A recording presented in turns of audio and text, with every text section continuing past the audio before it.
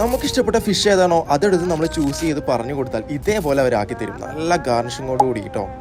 കറാമയിലെ തന്നെ ഏറ്റവും നല്ല സീ ഫുഡ് കിട്ടുന്ന ഒരു റെസ്റ്റോറന്റ് ആണെന്ന് പറയാം. അത്രയ്ക്കും ഫ്ലേവർഫുൾ ആയിരുന്നു കേട്ടോ. പഠിച്ചോനെ, ഇത് എന്തെല്ലാം വിഷയടാ, ഇതെല്ലാം ഇപ്പൊ എങ്ങനെ തിന്നു തീർക്കൂ?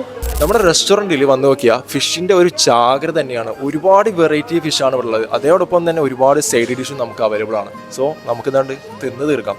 ശരിയാക്കി തരാം. എപ്പോഴും ഇങ്ങനെ പറയണമെന്നില്ല, ശരിയാക്കി തന്നാ മതി.